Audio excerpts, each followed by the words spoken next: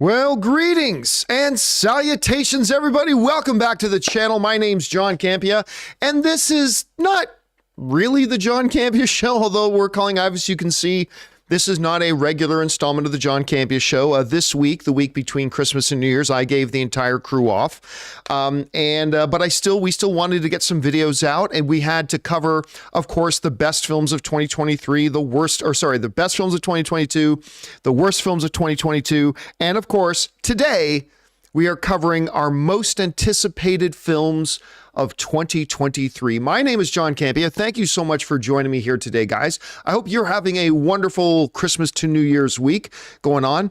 Ann and I are going to head out to Vegas. Her sister, I think our buddy Ryan. Anyway, a bunch of us are going to go out to Vegas for the New Year's weekend. We're looking forward to that.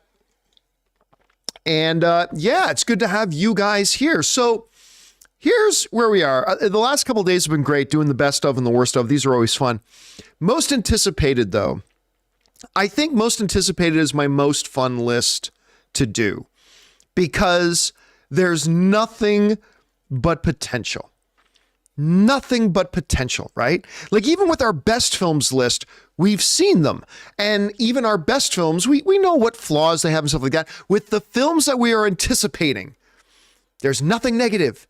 There's nothing bad. It's just all hope and optimism and potential.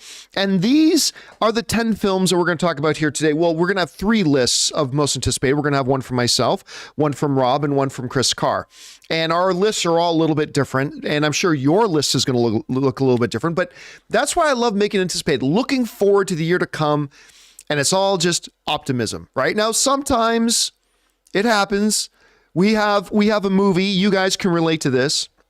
We have a movie we're really excited about, we're really anticipating, and it ends up being terrible, right? I mean, that happens. Sure it does. And I'm sure that more than one of the films on my most anticipated list will probably end up being terrible. But if it's only 1 or 2, that's still a pretty good average, and I'll take it.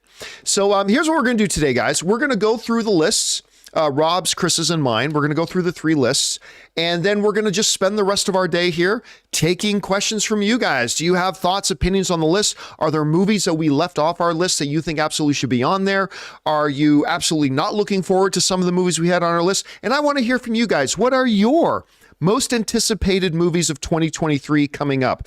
So without any further ado, guys, let's get right into it. And our first most anticipated list we're going to start off with here today is the one and the only, our own existential Mr. Rogers, Robert Meyer Burnett's top 10 most anticipated films of the year.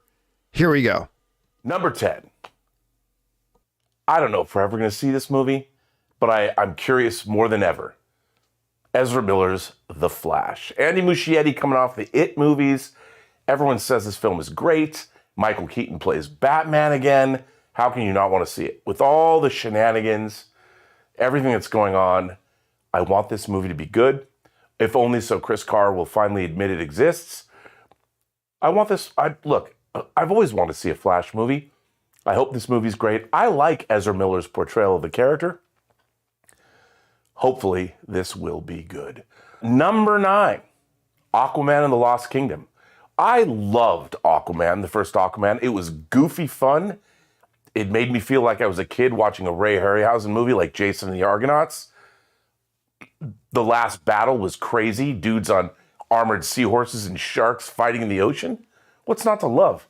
Here's a movie coming out next year that was going to be a direct-to-streamer, but it turned out so great that they decided to put it out theatrically. Evil Dead Rise. I don't know much about this movie other than the fact that it's another Evil Dead movie. I worked on Army of Darkness. I'm a huge Sam Raimi Evil Dead fan. The first Evil Dead goes all the way back to 1981. Now we're getting Evil Dead Rise theatrically. Look, I liked Fede Alvarez's remake of Evil Dead. I thought it was great. Bloody, in your face. Evil Dead Rise, what a great title. Bring it on. Can't wait to see it. Of course, my next movie, director Peyton Reed, who made the previous Ant-Man movies, has said he wanted not a palate cleanser, but an Avengers-level Ant-Man and the Wasp movie. And apparently, he gets it. Ant-Man and the Wasp: Quantumania shows us Kang in his true big bad form. I'm expecting a lot of this movie. I want it to bring together a lot of threads that we've seen in Phase 4 of the multiverse saga. Maybe it'll help us make some sense of everything. I don't think we've seen a whole lot in the trailers. I have a lot of high hopes for this movie. I hope it's great. I think it will be. Bring it on. Another franchise that I didn't expect much out of when I went and saw it for the first time, John Wick. I love the John Wick franchise. It looks like John Wick Chapter 4 is a bigger extension to the John Wick world. We're going to see more of the mythology. We're going to see maybe who are at the higher end of the high table. Can't wait to see what goes on there. Can't wait to see what goes on there. I think John Wick's going to kick ass. Can't wait to see John Wick Chapter 4. My number 5 most eagerly awaited film of 2023 is, of course, Guardians of the Galaxy Volume 3. What more needs to be said? I'm a huge James Gunn fan. I've loved the first 2 Guardians of the Galaxy films. I've loved the way the Guardians have played with the larger MCU in Infinity War and Endgame. Not so much in Thor: Love and Thunder, but I'm a huge fan of the Guardians. This looks to be the last Guardians, at least the current incarnation of the team that James Gunn created. The movie looks great to me. My number 4 most eagerly awaited movies of 2023, Indiana Jones and the Dial of Destiny. Come on, it's Harrison Ford in his swan song as Indiana Jones, the 5th Indiana Jones movie. Look, it has to be better than Kingdom of the Crystal Skull, which is inexplicably one of the worst franchise movies I've ever seen. It's really bad. Every time I've tried to watch it, it just gets worse and worse. It even co-stars Cate Blanchett, who is in my favorite movie of the year this year so far, which was Tar. But this film, you've got James Mangold. A lot of people, a lot of buzz online about how this movie's not really going to work. Whatever. There's craziness that Fleabag, Phoebe Waller-Bridge is going to suddenly take over the fedora. I don't know what's going to happen. All I know is that I trust in James Mangold. The man made Logan. The man made 3:10 to Yuma. The man made Ford v Ferrari. He made Identity, which I really liked. I'm looking forward to this movie. I think it's going to be great. I can't wait to see Harrison Ford again in the role. What's not to love? Number 3 has to be Mission Impossible: Dead Reckoning Part 1.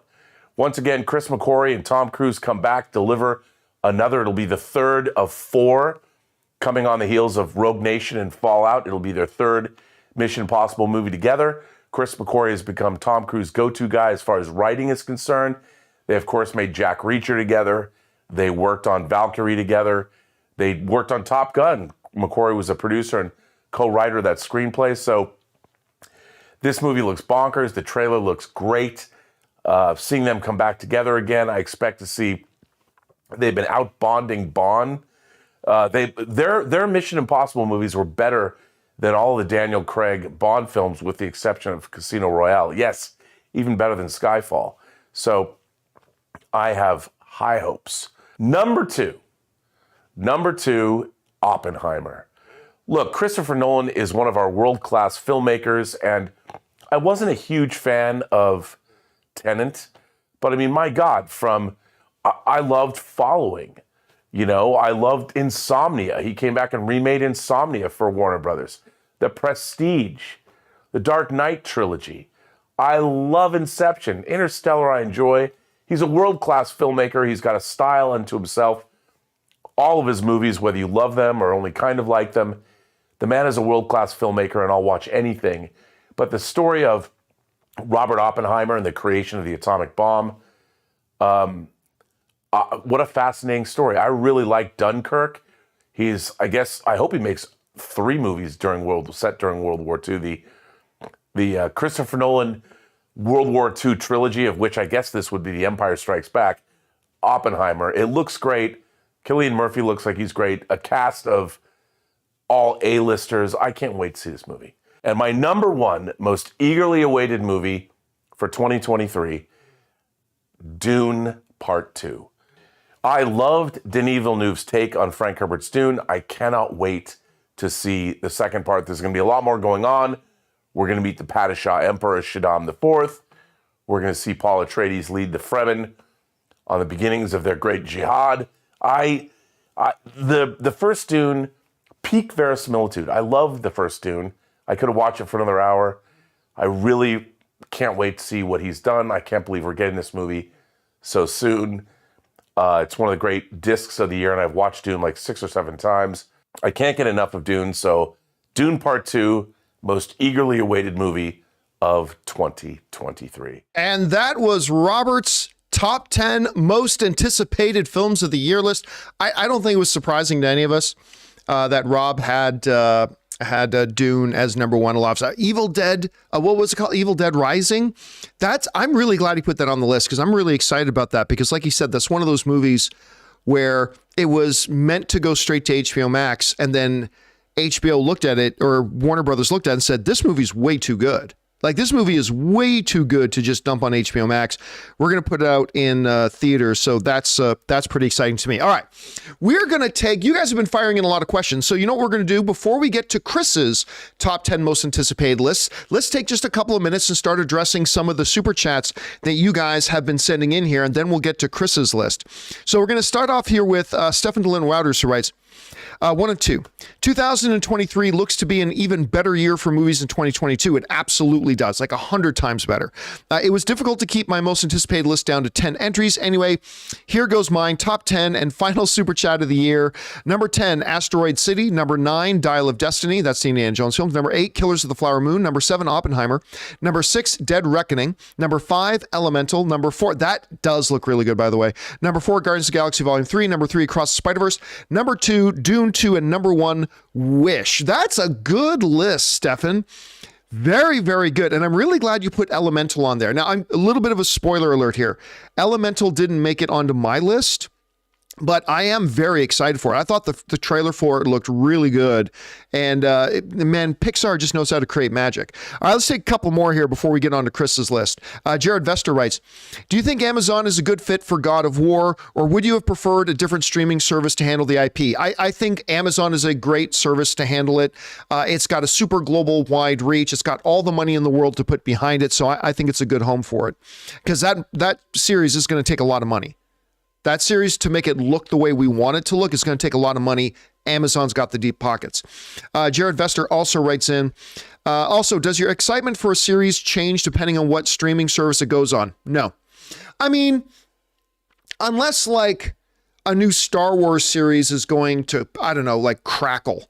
I don't even know if Crackle's a real thing. Like a place that has no money. Like, so...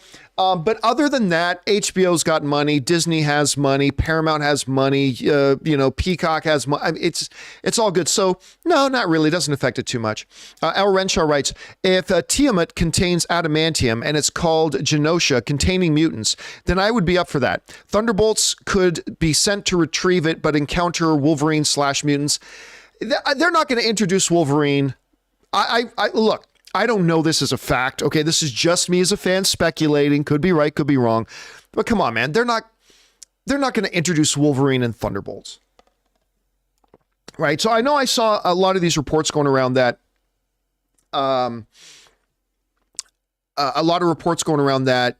Tiamat, they're going to find adamantium in Tiamat.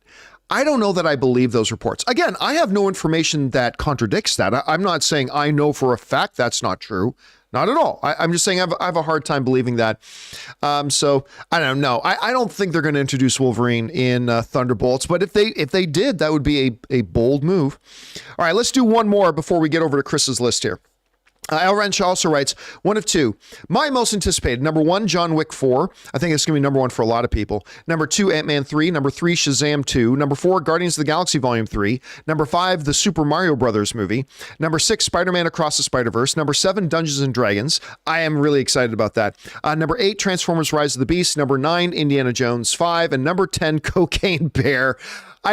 It's funny how that one bonkers trailer, Cocaine Bear, the one bonkers trailer comes out and all of a sudden it's on a lot of people's most anticipated list. I'm not going to lie to you. I'm really excited about seeing that one too. So there you go. All right. We'll get back to your live questions that you guys have been super chatting in just a bit. But first, let's change gears now and get the top 10 most anticipated of 2023 list from our very own Chris Carr. Take it away, Chris.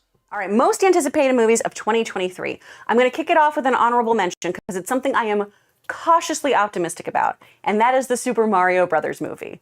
All right, this visually looks stunning. There's so many lovely little nods to the game, including, what we saw in the trailer, seeing the OG hammer and everything. I'm still just not sold on all the voice acting. And I know that's me being real nitpicky, but that's what I'm looking forward to, but I'm just, going in with a little hesitation and a little caution. Number 10 for me is Oppenheimer. I read American Prometheus, and it is a fascinating look at everything that happened here, and I'm really excited to see what Nolan does with this story, especially when paired with Cillian Murphy. The two of them work so well together. Cillian Murphy's really come into his own, too, over the last few years, particularly if you've been watching him on Peaky Blinders. I mean, what a phenomenal actor. And to take a story about just sort of the atrocities that can come from both war and scientific innovation, I think we're going to get a really, really interesting story here, and it looks amazingly done. Number 9 for me, I know a lot of you are going to think it's cheesy, but I'm really looking forward to the live-action mermaid. I'm really excited about The Little Mermaid. I think this is going to be so, so cute.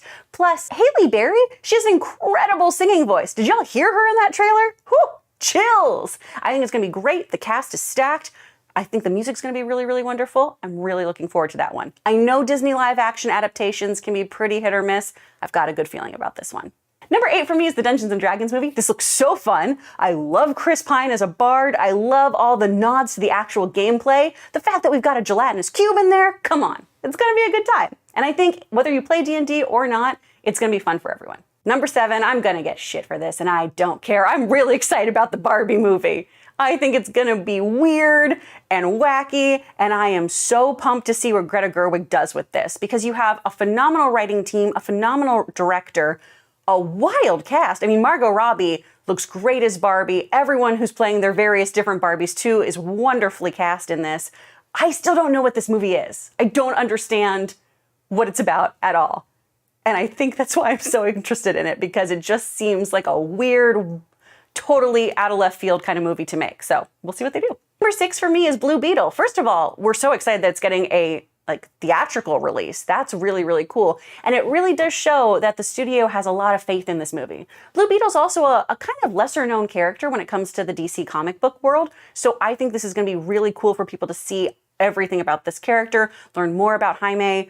And I think the suit is one of the coolest things that we have in DC Comics. So I'm really excited to see how they play with that, the alien tech, the scarab, all that stuff. Number 5 is Guardians 3. My enthusiasm for this will absolutely drop if Rocket Raccoon is killed.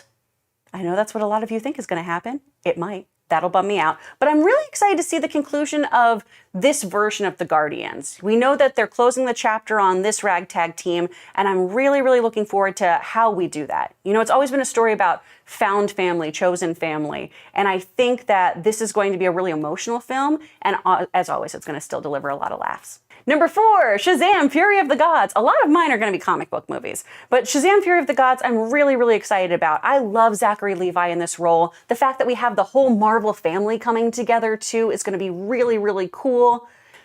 Plus, with Helen Mirren being the villain in this movie, I'm going to see this movie like 3 or 4 times in theaters because my husband is obsessed with her. But her paired with Lucy Liu, I think it's going to be an outstanding film. Number 3, Quantumania. I think this movie, well, I hope this movie has some really, really big, long-lasting effects for this next phase of Marvel. Obviously, Kang is going to be a pretty prominent threat moving forward, so to have him in the quantum realm is going to be really, really exciting, and I think it's going to lay a lot of the groundwork for what's going to happen with the MCU moving forward, so I'm very excited about that one. Number 2, continuing on with our comic book movies, The Marvels.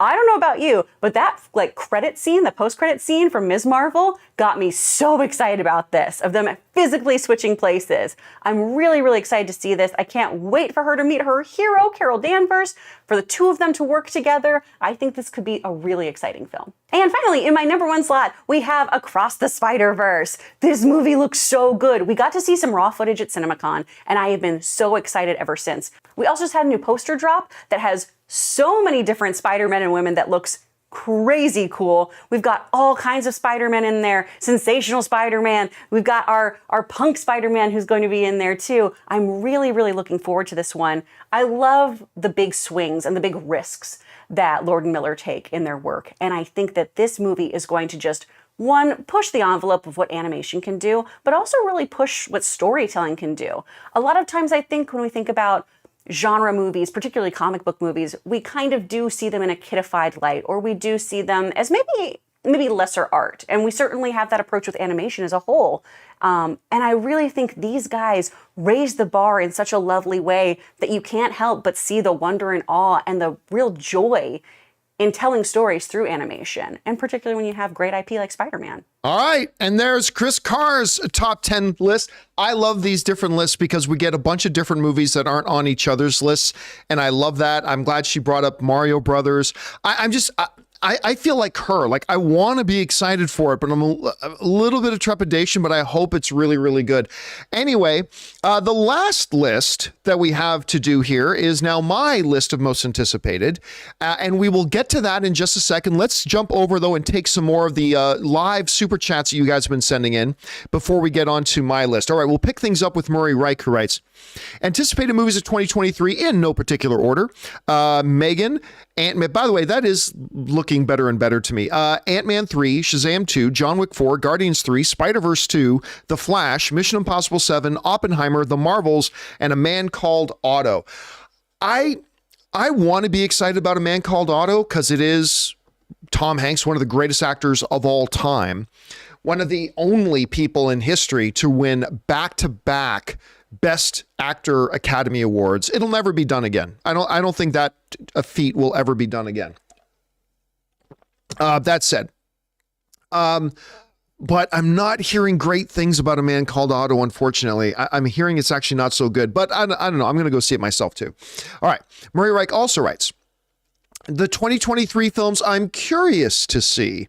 Missing. I'm curious about that one too. That's the follow-up to the John Cho, what's the John Cho one done over webcam? The one with Deborah Messing. Why am I freezing on the guys? Help me out in the live chat. John Cho, Deborah Messing, Searching. Thank you. Thomas was the first one to put it in there in the live chat, as did Wildebeest. Yeah, so that's the follow-up to Searching. Plane with Gerard Butler, Winnie the Pooh, if you're talking about Blood and Honey, Scream 6, Mario Brothers, Fast 10, Elemental, Indy 5, Barbie, Equalizer, Equalizer 3, Dune 2, Willy Wonka. I'm very curious about that one too. Aquaman 2, Expendables 4, House Party, The Meg 2, Knock at the Cabin. This year has a lot of promise, man. We're getting, first of all, a lot more movies released this year than we did in 2022. A lot more higher profile films being released this year than we did in 2022. And I'm sure a lot of them will suck, but a lot of them will be great. And I'm very, very excited for it. Thanks for sharing your list with us, Murray. All right. Al Renshaw writes, Cocaine Bear and Super Mario Brothers are movies I never thought I would be looking forward to as much as I am, but their trailers were great. Listen, man, that again is the power of trailers, right? And in case you didn't know, there is a trailer. Let me see if I can pull it up here. Movie trailers, a love story, Amazon. Let me see if I can find it here. There it is. For those of you guys who don't know, you can go right now over to Amazon. Let me see if I can get this in frame a little bit. I'm not sure if I can. No, I can't. Anyway, movie trailers, a love story. That is my documentary. It is on Amazon right now. You can go and watch it there. And I'm very proud of that little documentary that we have. But anyway, sorry, I just used your message as an excuse to plug my own documentary. Anyway, the power of trailers, man, because nobody was really talking about Cocaine Bear. And then that trailer came out and it was just kind of bonkers. And yeah, the Super Mario Brothers trailer looks really, really good too. All right, one more and then we'll get over to my top 10 list. Murray Reich writes, have to admit to you, John, that Babylon was a very tiresome long movie. Was so bonkers, had laughs and entertainment value, but you can feel the runtime. Was waiting for it to end, could have taken about 50 minutes out of it. You're not alone in that, Murray. I've been hearing a number of people saying that about Babylon. Unfortunately, I mean, some people are absolutely loving it. We had somebody write in to the show yesterday in the super chat saying they saw Babylon. It was like their favorite film of the year. Awesome. I've also been hearing from people saying it's an absolute total mess of a movie. And a number of them, including people who liked it, are saying it's way too long, which is too bad. You never want to feel the length of a film. You know what I mean? So that sucks, Murray. That sucks. But thank you for sharing your review of it there. All right. With that all down, let's now move on to our third and final most anticipated of 2023 list, and that's mine. So let's go into it. Here, guys, are my most anticipated films of 2023. I am so excited about 2023. It's going to be really the first year that we see the movie industry get back to normal following the pandemic and all that kind of stuff. And there's so many great films coming out that I had to make an honorable mentions list. Again, this is just a reflection of how many great films are coming out. So my honorable mentions for my most anticipated films of the year are Aquaman 2, because I really had a lot of fun with the first one. I really like Jason Momoa in this role. Knock at the Cabin, which is, of course, the new M. Night movie. The first trailer looks really appealing. I mean, Rob's been telling me a lot of great things about the story. That sounds great. I'm a big fan of the Ant-Man character, so Ant-Man 3 is up there. Creed 3, because I really like the other Creed films. The David Fincher, Michael Fassbender movie, The Killer, sounds amazing, so that's up there. And Mission Impossible Dead Reckoning Part 1 looks amazing, so those are my honorable mentions. Let's get into my top 10 here. My number 10 most anticipated film of 2023, and this is going to sound really weird, but it's Transformers Rise of the Beast. I know. Other than Bumblebee and the first Transformers movies, all the other Transformers movies suck. I understand, but this one is not being directed by Michael Bay, and I cannot help it. I'm a sucker for it, okay? I grew up with my Transformers toys, okay? Give me a break. But I'm really, really looking forward to Transformers, even if it turns out to be terrible. So that's my number 10 most anticipated. My number 9 most anticipated, you know Henry Cavill had to be on here somewhere, but it's Henry Cavill's Argylle. It's being directed by Matthew Vaughn. This could be the beginning. They're hoping it's going to be the beginning of a brand new franchise for this thing. So Argylle is my number 9. At number 8, Andy Muschietti's The Flash. Now, look, DC can be a mixed bag. I like most of the DC films, but everything I have heard, both personally from people I know connected to the situation and online chatter and the scuttlebutt coming out of the studios, is that Warner Brothers loves this Flash movie. Andy Muschietti is a terrific director. And of course, you got Michael Keaton showing up as Batman in it. Why not? So The Flash is my number 8 most anticipated. Number 7, Christopher Nolan returns in Oppenheimer. Look, I'm a sucker for these true story things. It's Christopher Nolan, who is probably top 2 or 3 best director going today. That is one of the most impressive, star-studded, top-to-bottom, talent-rich casts you've ever seen. The first full trailer just came out. It looks amazing. So Oppenheimer is up there for me for most anticipated. At number 6 is still a movie that I have a 5% doubt that it even exists, but it is Indiana Jones and the Dial of Destiny. And you know, I think I was probably always excited for this movie. I just didn't realize it until that big trailer came out. And once the trailer came out, I see Sala there talking to Indy, and the music, John Williams' music starts to hit. And it just, unlike Kingdom of the Crystal Skull, like just watching the previews for this, you kind of felt that Indiana Jones magic. And I would be lying to you. Now, do I think it's going to be awesome? I don't know. You got James Mangold directing. He's a fantastic director. So I got a good amount of confidence in it, but it doesn't matter. I would be lying to you if I didn't admit that I am super, super excited for this film. At number 5, it is the 4th installment of the John Wick franchise. Now, look, I don't particularly think that the new trailer for John Wick Chapter 4 was the best trailer, but it doesn't matter. It's John Wick. John Wick films have been thrilling, exciting, creating new ways to bring action to the screen. They even gave it its own name. What is it, like Gun Fu, I think is what they call it. I don't know. But it completely resurrected Keanu Reeves' career. Again, he's done it a couple of times.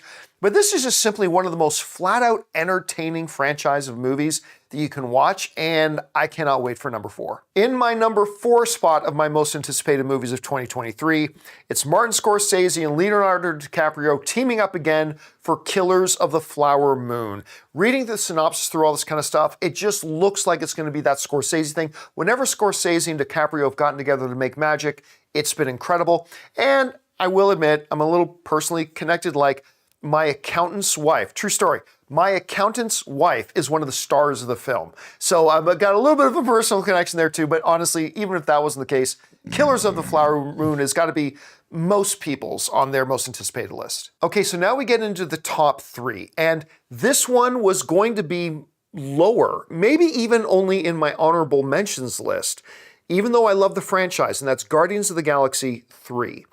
Now, I, like everybody else, love the first Guardians of the Galaxy. The second one I quite enjoy. I like quite a bit, even though I don't like it as much as the first one. So I would be excited for Guardians of the Galaxy 3 no matter what, but I don't know if I would have had it this high. And then I watched the Guardians of the Galaxy, the holiday special. And I remember how much I love these characters. And I love their dynamics together. And just James Gunn's style that he brings to this ragtag group.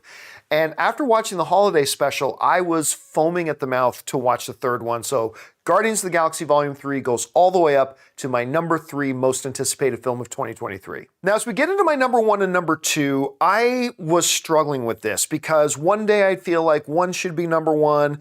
The next day I'd feel like the other one should be number 1, but I'm going to go with my basic gut here. So my number 2 most anticipated film of the year, and it very easily could have been number 1, but is Spider-Man Across the Spider-Verse. Spider-Man Into the Spider-Verse is simply one of my favorite films of the last 5 years. Like and the funny thing about it is, if you've been watching me for a long time, you knew like a full year before that movie came out, I was crapping all over it. I thought it was a dumb idea for a movie. When I saw the first trailers, I didn't even like the animation style at first. And then I saw the movie and I fell in love. I love this movie. I thought it was the best comic book movie of that year, and that was the same year that Black Panther and Avengers Infinity War came out, and I, to this day, firmly believe that Into the Spider-Verse was the best comic book film of that year. They showed us about 15 minutes of the new Across the Spider-Verse at CinemaCon back in April, and it was every bit of engaging and entertaining as the original film was. I cannot wait for this. Again, I'm kind of surprised I'm not making it my number 1, but going to go with my gut here. It's going to be my number 2 most anticipated film, Spider-Man Across the Spider-Verse. And that, of course, brings us to number 1, and it's Dune. Dune Part 2. I mean, what good Canadian kid Denis Villeneuve did with the first one, I can't imagine. You know, I've talked to Rob about this before. I simply cannot fathom any filmmaker taking that source material and making a better movie than what he did with Dune Part 1. He created this world of Arrakis in the way that I felt like I was living in it with the characters. It felt tangible. It felt real. You felt the bleakness, but you also felt the color when it would pop. The whole way he handles the story of Paul Atreides is amazing. You get out into the desert.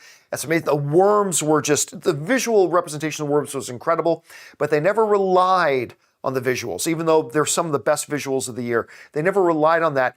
It was all about story and characters and the family dynamics and the intrigue and the political espionage and all that kind of stuff. And now going into Part 2, where they really stepped it up, they did some really interesting castings for the new characters. And so, yeah, I feel it's close to Spider-Man Across the Spider-Verse, but I feel comfortable saying Dune Part 2 is my most anticipated film of 2023. Now, I've had a lot of anticipated films over the years that end up being pretty bad. And how will this work out? We'll find out by the end of the year, but that is my most anticipated films of 2023.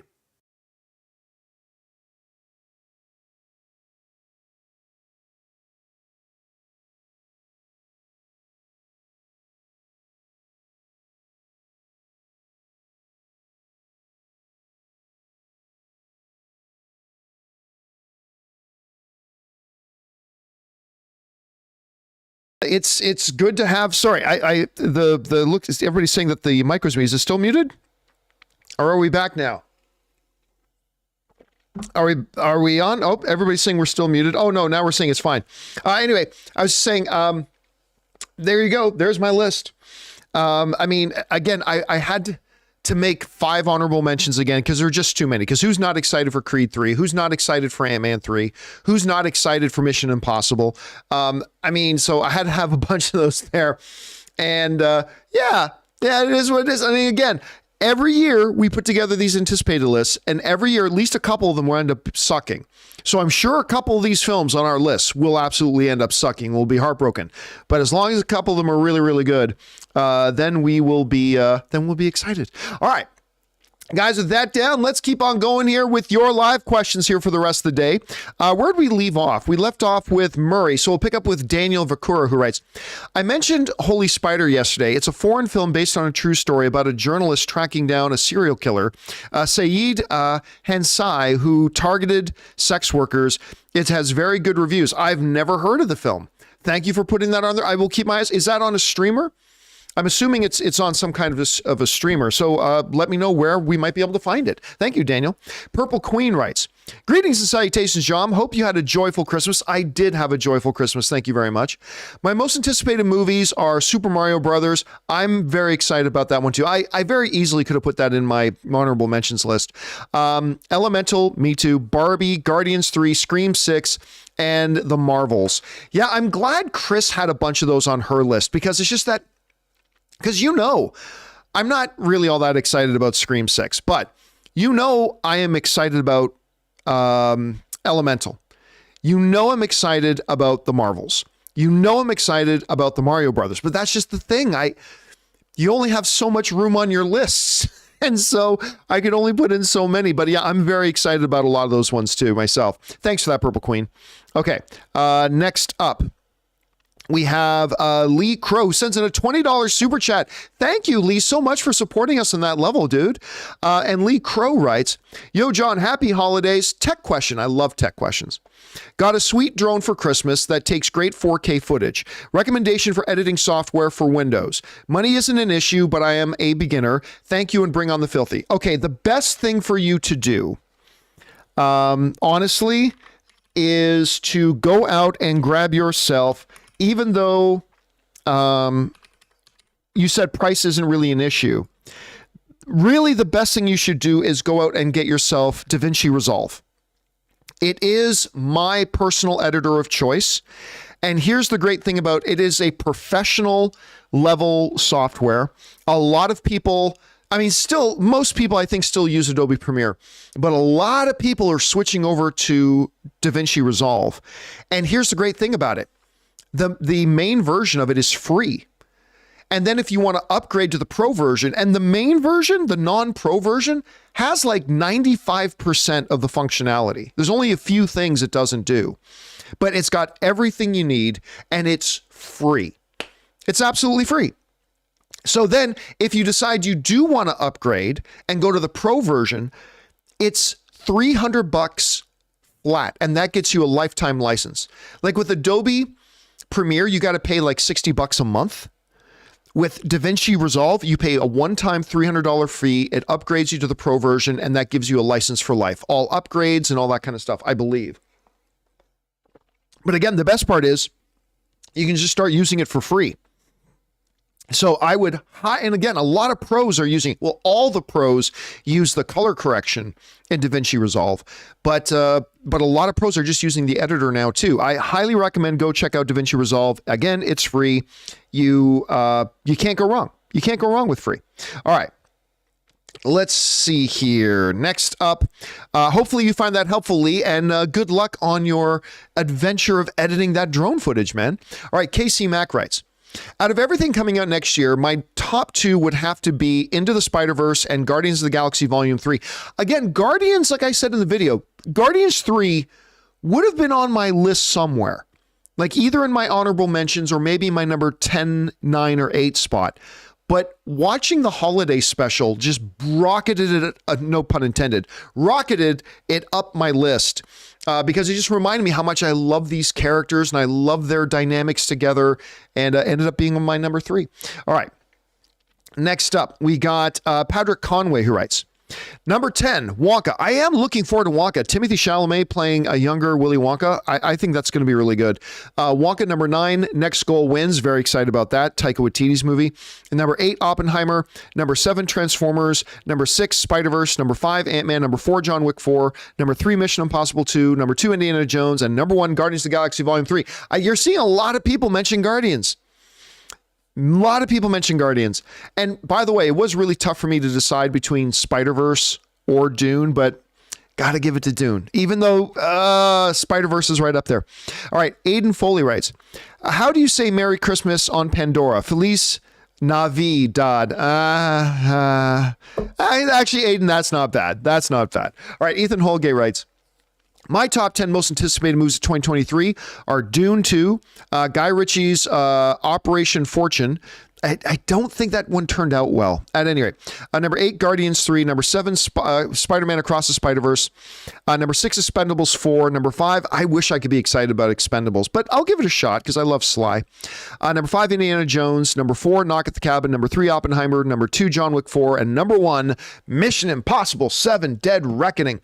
And, you know, they showed us a big featurette on Mission Impossible Dead Reckoning at CinemaCon, and I think they're going to show us the full movie in April. Because we got CinemaCon coming up again this April. And I think since Tom Cruise wanted them to show us the full Top Gun at last year's CinemaCon, I have a feeling they're going to show us Mission Impossible 7 at CinemaCon this year. We had, I think, 4 surprise screenings at CinemaCon last year. Liked almost all of them. I think Mission Impossible 7 is going to be one of our surprise screenings this year. I'm almost willing to put money on that because I think Tom Cruise is going to want to show it to the movie theater owners. So I think we're going to get that in April, and then we'll be able to tell you guys all about it. All right. Thanks for your list there, Ethan. Next up, we have Everything Entertainment sends in a $20 super chat. Thank you, Everything Entertainment. Appreciate that, man. And he writes, my top 10. Number 10, Scream 5. I don't get the excitement for Scream. And a lot of you guys are clearly very excited for Scream. A number of you guys have already. I don't get it. It's every single movie's the same. Oh, there's a copycat killer. You don't say. Gosh, I wonder if in the next Scream there's going to be a copycat killer. You don't say. I mean, I don't know. You'd think at some point they would ban the sale of ghost face masks. I'm just saying. And I'm saying this is a guy who, admittedly, I actually really quite liked the most recent Scream. I haven't liked any of the other Scream movies except for the first Scream. And then this new one, I actually had a really good time at. So I fully admit, I like the new one. I don't get how people get it. It's the same movie. I feel like I'm on crazy pills. But anyway, a lot of you guys are clearly really excited for it. Scream 5. You're talking about your top 10 of this year, not top 10 most anticipated. So this most recent Scream. Yeah, I liked it a lot too. Number 9, Black Phone. Number 8, Turning Red. Number 7, Northman. I'm glad more people are putting Turning Red on their list. Number 7, Northman. Number 6, The Batman. Number 5, Guillermo del Toro's Pinocchio. Number 4, The Menu. Number 3, Marcel the Shell with Shoes On. Number 2, The Fablemans. And number 1, Everything Everywhere All at Once. That's the same 1 and 2 combo that I had there. Again, Guillermo del Toro's Pinocchio, I didn't like it. I liked it. I liked it. It's a thumbs up from me, but I didn't like it as much as a lot of people did. But yeah, Fableman's, Menu. Oh God, it was a really good year for film. Thanks for sharing your list. Everything Everywhere Entertainment. All right. Daniel Vakura writes, most anticipated. Number 1, Guardians of the Galaxy 3. Number 2, Across the Spider-Verse. Number 3, Ant-Man. Number 4, Creed 3. Number 5, John Wick 4. See, I would have had Creed 3 a little higher on my list. Creed 3 was one of my honorable mentions. I think I would have had Creed 3 higher on my list if Sylvester Stallone was in it.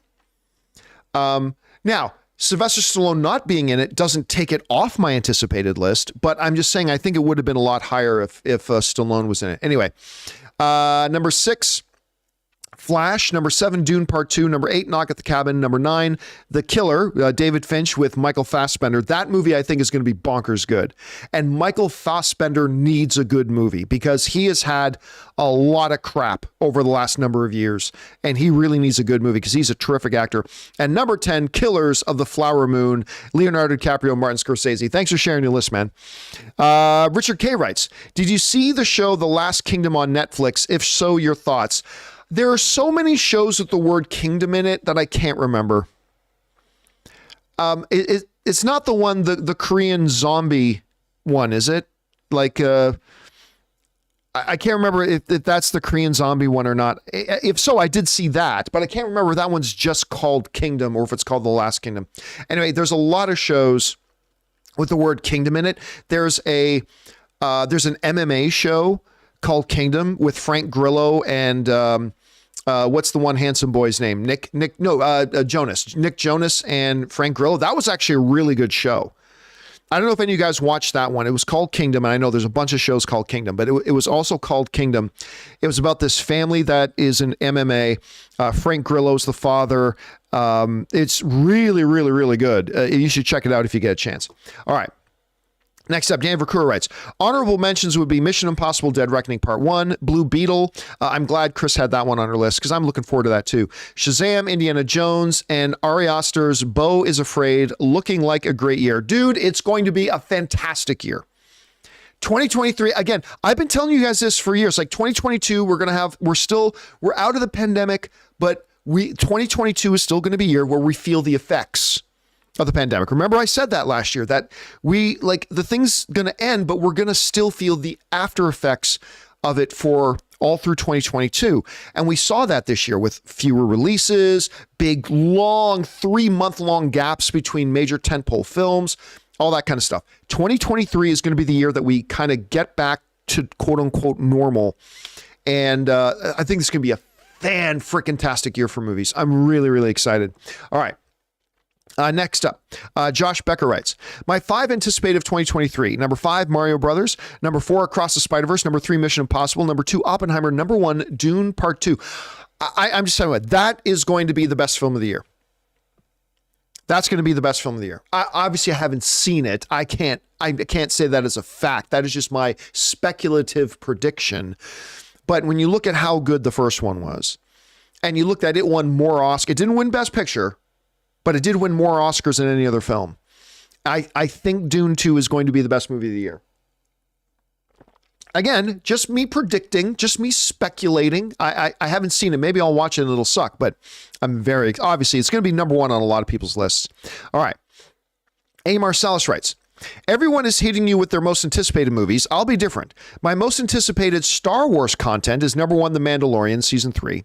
Number 2, Ahsoka. Number 3, Jedi Survivor. And then everything else. I would say my number 1 anticipated thing, Star Wars wise, right now. Well, obviously, it's probably Andor season 2, but that's not even in production yet. So we'll put that aside. My most anticipated Star Wars thing is actually The Acolyte.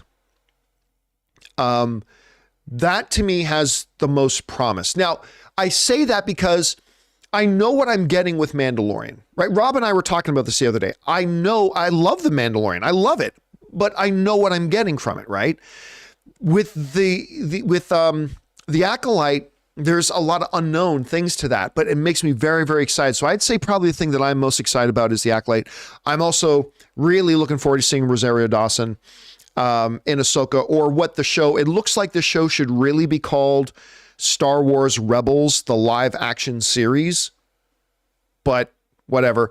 I'm very looking forward to that. Obviously super looking forward to Mandalorian, but where the fuck are the movies? Where the fuck are the Star Wars movies? Don't get me wrong. I'm loving Mandalorian. Obviously, I loved the best show Star Wars has ever put out, Andor. But they're not movies. You know, where's the movies? And man, getting really frustrated as a Star Wars fan, man. Whoever the next head of Lucasfilm is, I hope they get moving on that. All right. Next up, thanks to A. Marsalis. Next up, we got AK Films, who writes, hello, Mr. Campea. Greetings from India. Well, greetings. It's always crazy to me how many fans we have and how many people watch from India. Thank you so much, dude. Following you since the Collider days, my anticipated films are Oppenheimer, Dune 2, Ant-Man 3, Shazam 2. Listen, you know how much I love the first Shazam. I have not, and I've liked the trailers for the new one, but I haven't loved them. So that's why Shazam 2 didn't really make it on my list very high. But I am looking forward to it. Anyway. Across the Spider-Verse, Guardians 3, Mission Impossible 7, John Wick, and the Transformers. Again, I know a lot of people, wait a minute, you put Transformers on? What can I say? I have to admit, it's all about my childhood. I am a Transformers nut. The G1 Transformers nut. I am a Transformers nut. I am absolutely predisposed to Transformers. So you tell me a new Transformers movie's coming out, I'm going to be excited. That's just it. I see some people already, oh, you put Transformers above them. Fuck fuck off. We all have different things. I mean, but look, we all have different, backgrounds and things. And I'm the kid who bought every Transformer, cut up the boxes, put the figures and the power bars up on my bedroom wall. I didn't have a lot of girls coming in my bedroom. That's my guy. So yes, you put out a Transformers movie. Guess what? I'm going to be more excited for that than a lot of other films. It just is what it is. I ain't sitting here saying that Transformers is going to be better than Creed 3. I'm not sitting here saying that I think Transformers is going to be better than Mission Impossible 7. Of course I'm not saying that. But this is not a list of what films do we think will be better. It's the films we're most excited about. And I have to be honest with you. I know it's not popular to put Transformers on that list. Believe me, I know. But I got to be honest with you. And because of the way I grew up with Transformers, played with Transformers, plastered Transformers on my walls, all that kind of stuff, what can I tell you? You put out a Transformers movie, doesn't matter if all the rest of them were shite, other than Bumblebee. It doesn't matter that all the rest of them were shite. You put out a Transformers movie, I am going to be more excited about that movie than a lot of others. Again, I ain't saying it's going to be better than the others, but it is. So, it is what it is. All right. Let's see. Next here, we've got A. Marcellus sends in a $20 super chat. Thank you, A. Marcellus, who writes, "Thank you for all that you do. Thank you, man, for being here. Can't believe it's been over 10 years that I have watched you. My recommendations for your future play and talk video, do some PlayStation games, maybe Crash Team Racing and a fighting game." Well, listen, we do, as a matter of fact, we do have a PlayStation in the Studio B room. For those who don't know what he's talking about here, we did this video where Rob and I were talking while playing games together. So that's one of the things that we're going to be doing more in the new year. If you are a channel member, don't forget to join us for our channel member town hall meeting today at 2 p.m. Los Angeles time. We're going to be talking about some of the things we're going to be doing in the new year, but definitely doing more of those open mics while we're playing video games. So yeah, we got a Nintendo Switch in there and we've got a PlayStation 5 in there. So we just got to find good games that we can play that don't take a ton of focus. Like Mario Kart is easy, right? I mean, you got to pay a little bit of attention to it. Michael Gonzalez is saying Mario Party. We're definitely going to play Mario Party. That's for sure. I'm going to have Ann come down. We're going to play Mario Party while doing an open mic or something. But you got to find a game that you can play, but it doesn't take 100% of your focus and attention, because we also want to answer questions that are coming in for our open mics, right? So that's the challenge. But we do have a Nintendo Switch and we do have a PlayStation 5 in there.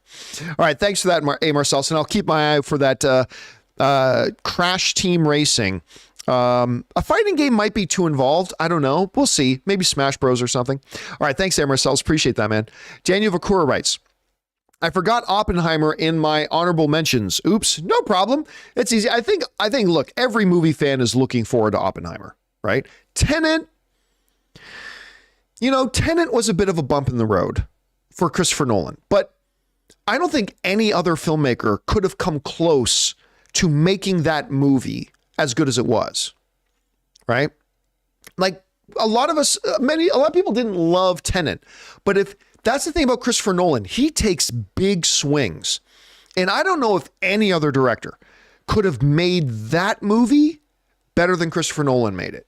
That's the thing, because he takes massive, massive risks, massive, massive big swings. And sometimes he knocks it out of the park for a lot of people, like with Inception or Interstellar. Sometimes it won't work as well, like Tenet, but man, you got it. He's one of the best, most creative, most visionary, most forward-thinking, most risk-taking directors out there. And he's doing something like Oppenheimer. Got to be excited for it. All right. Next up, Mr. Subtlemouth. That's a great name. Sends in a $20 super chat. Thank you, Mr. Subtlemouth. And he writes in, "My anticipated list, any order, Guardians, Indy, Oppenheimer, Dune 2, Mario, John Wick, MI7, Elemental, and Barbie." Yeah, Chris put Barbie on her list as well. But here's the other thing, Mr. Subtlemouth. A lot of us are mentioning off a lot of the same movies. Indy, Oppenheimer, John Wick, Dune, things like that. What I'm really looking forward to are those movies that sneak up on us. The ones that none of us have on our anticipated lists. The ones that none of us are talking about right now. The ones that maybe a lot of us haven't even heard about yet. Those are the movies that get me kind of most excited. Like when you go into the movie theater and you're not really, you don't have super high expectations. I was like, oh, that one's coming out this week. Okay, you go see it and you come out going, oh my God, that was so good. Like those are the movies that I get really excited about. So we'll see which one of those movies jumps onto our list, Subtlemouth, and maybe at the end of 2023, those movies end up on our top of the year list. Anyway, thanks again for supporting us on that level, man, for sending that in. All right. Luke Batman 0707 writes, Happy New Year, you all. What are you guys expecting in the Last of Us TV show? And remember, ensure and survive. I mean, I'm just expecting something great. I had a conversation with somebody the other day about The Last of Us, which is coming out here just a couple weeks, saying they better follow the game faithfully. I'm like, no, not that they shouldn't follow the game faithfully, but the game's the game. When you're trying to move that and translate that to a different medium, some things that work in the game may not work as well on a narrative storytelling screen. Adaptation is key. So what I personally want them to do is make sure they stay close to the spirit of the game. Make sure that your bigger themes are all intact and all that kind of stuff. But then take liberties with the subplots. Take some liberties with the connective tissue. Take some liberties with your story flow to make it the best show possible. People hate it when I say this, and it don't matter because it's the truth, and I'm going to keep saying it forever. The number one job of a director, the number one job of a filmmaker, the number one job of a showrunner is not to make the most faithful adaptation possible. That is not their job. The number one job of the filmmaker or TV showrunner is to make the best movie or show possible. The number one job is not to make the most faithful adaptation. The number one job is to make the best product possible. And more times than not, the path to making the best product possible means you got to incorporate some adaptation. You got to change some things up, because just because it worked in the game doesn't mean it'll work in a narrative linear storytelling model for a TV show or a movie, right? But the key elements, the spirit of the game, those core essential things, you got to keep those. So I'm expecting that they'll do that. I'm expecting this will stick to all the major, touchstone moments of the game. They'll stick to the major themes of the game, probably a couple of the major events of the game. That will probably all be in the show. But then in a lot of the subplots and smaller areas of the show, you'll see them take some liberties, make some changes to make the characters richer, to make the story flow better, to make it a little bit more exciting. So that's what I'm expecting. That is what I'm expecting from this show. It looks great. It's HBO. Nobody does TV shows better than HBO does. So I have very, very high expectations for The Last of Us, man. All right. Here's hoping it's good. All right. Let's see. Next up. AM writes, hey, John, who would you choose as the villain for the new James Gunn Superman movie? It doesn't matter. It doesn't matter. You guys have heard me say this a lot. It's absolutely 1,000% irrelevant who they choose as the villain. Because all that matters is whatever villain you choose, do you write them really well? It's the only thing that matters. Nothing else matters. Again, because, and you guys have heard me make this illustration before, Dr. Doom is arguably, he's definitely one of the top comic book villains of all time. Some people will say that he might be the best comic book villain of all time. But he's definitely one of the best comic book villains of all time, right? Nobody disputes that. Dr. Doom is iconic. Guess what? Putting Dr. Doom in all those Fantastic Four movies never made those movies good. It didn't help those movies at all. So you could do a Superman movie and put in a brand new character. But if you write that character really well and give that character depth and make that character ominous and threatening and larger than life and quotable and all that kind of stuff, then it won't matter that it was a villain that nobody else had heard of before. It won't matter. At the same time, if you put in a very well-known Superman villain, but it's not written right and it doesn't do anything right, then it won't matter. It won't make the movie any good. Just the same way the Doctor Doom character never made those Fantastic Four movies any good. So it's not about, to me, it's not about which villain they put in. Not important. What's important is whatever villain you put in, do you write them really well? And so that's what I'll be looking for. And if you want to go with a traditional villain like a Lex Luthor or a General Zod, I'm fine with that.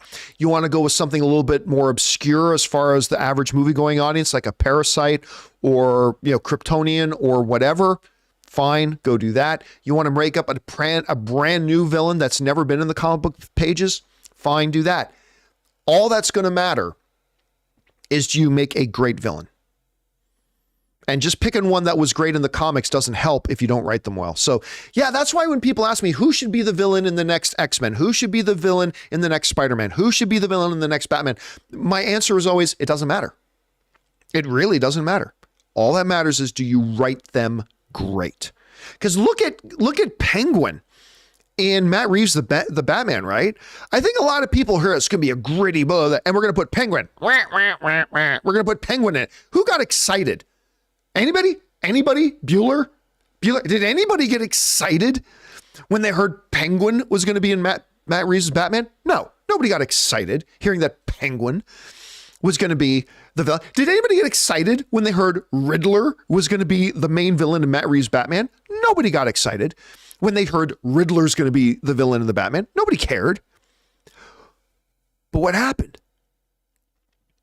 They made those incredibly rich characters. They made them incredibly rich characters. And Paul Dano is the best villain in a Batman film since Heath Ledger's Joker. And I cannot wait now to see this Penguin series on HBO Max with Colin Farrell. So all that matters is you write them well. Anyway, that's my thoughts on that. Thanks a lot for writing and asking, AM. All right. Next up, Swirly Bird writes, been pretty down lately, and movies / your show are the only things that keep me afloat. Thanks for all you do. My most anticipated movie is Evil Dead Rises. Listen, again, anytime you get a movie that was destined to just be dumped on a streaming service, but then the studio looked at it and said, this thing's awesome, and they're putting it in movies, that's something to be excited about. And here's the thing, Swirly Bird, listen, we all go through these patches, man. Listen to me. We all go through these patches. And that's one of the reasons why I love the movies so much. Because like you, when I go through those patches, being able to just turn off your brain for a bit, sit down in front of a story, let your imagination be caught up in a different world, a different time, a different reality, whatever, and allow your mind to rest, recharge, become inspired, all that kind of stuff. And sometimes it takes a while. But that's one of the reasons why I don't think movies are just good escapism. Movies are important. And I'm glad that movies and this show have been able to be there for you that way, just the way they've been able to be there for me that way, and probably a lot of other people in this live chat as well. So hang in there, man. And yeah, God love the movies. All right. Thanks for sharing, dude. All right. Next up. Let's see. Trevor sends in a $20 super chat. Thank you, Trevor. And Trevor writes, my personal most anticipated movies for 2023 are number 5, Barbie, number 4, Guardians of the Galaxy Volume 3, number 3, Indiana Jones and the Dial of Destiny. Stupid subtitle. It is a dumb title. Number 2, Oppenheimer, number 1, Dune Part 2. So let's visit that for a second, Trevor. Indiana Jones and the Dial of Destiny. It's a bad title. It's honestly, it sounds more like the title for a video game. I think personally, the title of the new movie should have just been Indy. I-N-D-Y. Indy. I think that would have been a great title for it. Now, here's the thing. We talked about this on the show the other day. The title of the movie doesn't matter. It doesn't matter if it's the greatest title in the world, and it doesn't matter if it's the stupidest title in the world. It could have been called Indiana Jones and the Pimple Popping Pus Nazis. There you go. There, say that 10 times fast. Indiana Jones and the Pimple Popping Pus Nazis. There you go. Stupid title, but guess what? It does not change the movie. A good title for a movie does not make a bad movie any better. A terrible title for a movie does not make a great movie any less great. The title for a movie is just a marketing tool. Just a marketing tool. That's all it is. It has nothing to do with the movie. It doesn't affect the movie in any way, other than whether or not you maybe choose to see it, because it is a marketing tool, but that's all it is. But you're right, man. Dial of Destiny's a bad title. I wish I could have been there in the room when they were trying to decide that. I would have gone, no. Didn't have to just be indie, but indie would have been a better title. Oh, whatever, but it doesn't matter. All right. Blocka writes, John, have you gotten around to watching Pepsi's Where's My Jet? No, I haven't, but I want to badly. I've got it on my queue and everything. If so, what side of the legal argument do you fall in? So for those of you who don't know what Blocka's talking about, there's a documentary series on right now called Pepsi's Where's My Jet, or something like that, where it covers a real life event that happened where Pepsi was saying, hey, collect enough points and you'll get this. What was the jet again? Was it like an F-14 fighter? I can't even remember what the jet was. Well, Pepsi says that was a joke, but they never said in their advertising that it was a joke. And this kid went out and literally got enough Pepsi points to get the jet. Oh, a Harrier jump jet is what Wild Weave is saying in the live chat. So, and then it created this big controversy. And this is a documentary series looking at that issue. I have not watched it yet. I haven't had a chance, but I am actually really, really dying to watch it. Because even from a legal point of view, you know my background. From a legal point of view, I'm very interested in getting in there and seeing what the arguments were and all. I'm dying to see it. It looks fascinating to me. All right. Next up, Beto writes, haircut looking sharp. Thank you. You know what it is? Here's the thing. Let me tell you about my insecurity. I'm a very insecure person, especially when it comes to my hair and my physical appearance. I have terrible, terrible hair. I have licks and waves and weird curls that my hair does. Now, a lot of you guys don't know. You might have heard me mention this. I used to have hair like down to here. I used to have like the long rocker hair. I would often tie it back into my samurai ponytail or whatever, stuff like that. And I would love to have my hair back. I would love to grow longer hair.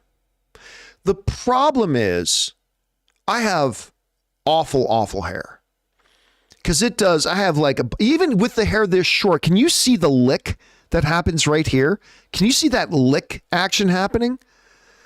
I mean, I have these licks and my hair then gets really curly and it's just painful. And if I can grow my hair out till it's about here, then the weight of the hair starts to compensate for it. And the weight of the hair starts to, compensate for the licks and the curls and things like that. The problem is I do not have the patience to get to that point. Like every year I think I'm going to grow my hair out this year. And then my hair gets to a certain length and it becomes terrible, terrible, terrible. And I look stupid. Well, I look stupid anyway, but my hair looks stupid. And then I lose my patience and I go and I just get a cut because I like being able to brush my hair with a face cloth. I like being able to brush my hair with a face cloth. I like being able to roll out of bed and I don't even have to think about how my hair looks because it's so short. It doesn't matter. There's no such thing as bedhead, but yeah, I mean, listen, the place I go, they did a good job. I mean, they cut it nice, but I'll be honest with you, between you and me, I would really like to grow my hair back out. I really would. But I just look so stupid when it gets to that in-between stage. Here's the thing. This is what I told Ann, because Ann really wants me to grow my hair out too. If I could go back up to the Campea Ranch, for those of you know, like my family lives on a ranch up in Canada. It's our own little Yellowstone. If I could go up to the Campea Ranch and just live in seclusion for like a year where nobody would see me and I could just grow up my hair in peace and then come back to the show next year and have I would totally do that. I would totally do that. But anyway, thank you for the compliment, man. I appreciate that. Especially with somebody who is as insecure about my hair as I am. All right. Esteban Riaz writes, John, thank you to you and your crew. You're all wise, not really, wholesome and hilarious. Thank you for being all homies. Best entertainment ever. Oh, thank you so much for that, Esteban. Listen, seriously, every day, me and Jonathan Voico the other day were talking about how it is crazy that we look forward every day. I mean, listen, a lot of work goes into our shows. A lot of fucking work goes into our shows. But when it comes time for showtime, we love it. I mean, we love being able to just jump in and just talk with our friends, you guys, our community, and hear from you and talk and stuff like that. It's a great way. It's a great way to spend our days, man. It takes a lot of work, but we really love what we do. So thank you so much for being here and being a part of that, Esteban, and allowing us to do what we do. All right. The new Fletcher Independent just sends in a super chat badge to be supportive. Thank you, new Independent. DJ Stevie writes, Ant-Man, I'm assuming these are your most anticipated. Quantumania, Creed 3, Shazam 2, Aquaman 2, Flash, Dungeons & Dragons. I'm glad some people are putting that Dungeons & Dragons movie on there because I'm actually looking forward to that. Mario, most anticipated is Guardians 3. So much there that the trailer has made me want genius. Yeah, and listen, that was just the first trailer. That was just the first trailer. They didn't even really tell us what the movie was about. And it was pretty spectacular. Between that trailer and the Guardians holiday special, I think that those two things are really responsible for rocketing, again, no pun intended, Guardians up a lot of people's lists. All right, thanks for that, DJ. Next up, Miguel Zane sends in a $20 super chat. Thank you, Miguel. Appreciate that, man. Miguel writes, hey, John, happy holidays. Happy holidays to you too, my friend. I've been reading a few Earth 1 comics from DC. I just read the Green Lantern one and was very good. Have you read any? Also, what is one comic story that you really want to see turned into film? Thanks. All right, thanks a lot for sending that in, man. Listen, I have not really kept up. I was still reading a bit into the New 52, but I haven't really read hardly anything. I mean, there's been a couple of collections that I've picked up here and there, but I really haven't kept up with much since the New 52 came out, to be honest with you. Not because I hated the New 52 or anything. No. I just didn't have time to read a lot of comics. I just don't know how you do it, though. There are a couple ones that you could do. Okay, so in general, my all-time favorite comic story is Age of Apocalypse. That is my all-time favorite overall story, right? Because it highlights a couple of X-Men universe characters that I think it made Magneto my all-time favorite comic book character. Magneto is my all-time favorite comic book character. Hero, villain, doesn't matter. Magneto's my all-time favorite character. And it was really the Age of Apocalypse storyline that really made it for me. Now, that is not something you can just come out of nowhere and do. You would have to have 5, 6, 7 years of X-Men stories, and then maybe you could do this 3-part Age of Apocalypse storyline. So I don't know how you ever do it. But I think the one I bring up a lot, and I keep forgetting the name of it. I think it's called No Man's Land. I think it's called No Man's Land. Let me look it up here. Hold on a second. What would it be? Batman No Man's Land. That is a really, really interesting story that I like a lot. And I think, so basically, this catastrophic earthquake hits Gotham, right? And basically the US government is like, that place is just hopeless. And Gotham gets quarantined off and all this kind of stuff. And it's really an interesting story. And that is one that you wouldn't need, like, you can't do Kingdom Come anytime in the next 10 years. Like, if you wanted to do Kingdom Come as a movie, you would have to build up to that for like 10 years. If you wanted to do Age of Apocalypse, you would have to build up to that for like 5, 6, 7, 8, 9, 10 years. No Man's Land is a story that you could kind of just jump right into if you wanted to on the big screen. And it would particularly work in Matt Reeves' Batman universe. So that would be one I wouldn't mind seeing. Anyway, No Man's Land. Okay. Thank you for that, Miguel. Appreciate the question, man. Okay, next up. We go to Wiley Todd, who writes, I'm really excited for Wonka. I'm a massive fan of the original film, and it makes me emotional watching it. I think this film will do the same. I'm telling you what,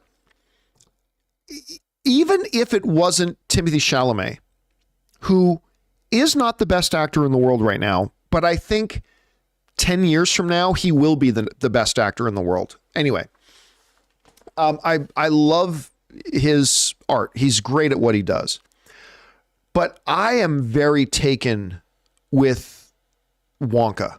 I think it looks like it could be really good. I don't know if anybody will go to see it.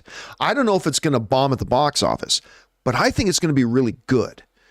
And it didn't quite make it onto my most anticipated lists, but it is one I'm anticipating, and it's one I'm looking forward to. So I'm with you on that, man. I think it could be something very, very special. All right. Thanks for that, Wiley. Next up, Ryan Lewis writes, hey, John, thanks for everything you do. Thank you so much, man. I appreciate that. And also saw your video on how to start YouTube. It helped me more than you will ever realize. Thank you. Bring on the filthy. Well, thank you so much for that, Ryan. I appreciate that very much, man.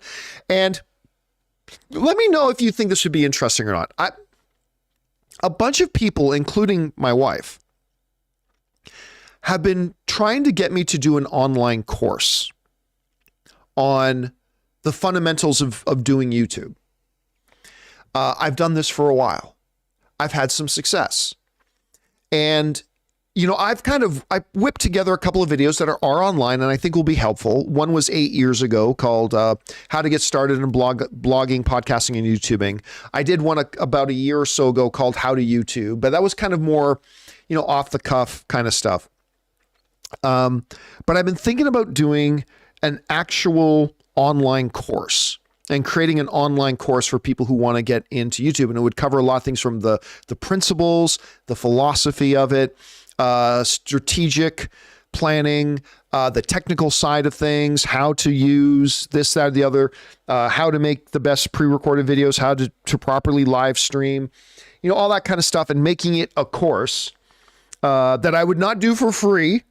This is a capitalistic thing, but you know, I don't know what do people charge for online courses? I don't know, $500, $5. I honestly have no idea. I have no idea, but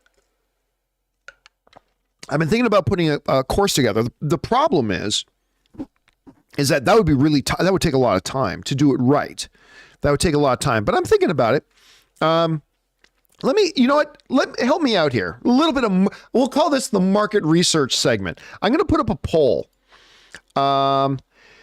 Would you be interested in a YouTube course by Geo? That's me. And honestly, if the answer is no, say no. If the answer is no, say no. But it'll just help me decide right now if it's something I could do, if it's something that you would do. Would you pay $15 or I mean $2 or $200? I don't know. Who cares? Doesn't matter.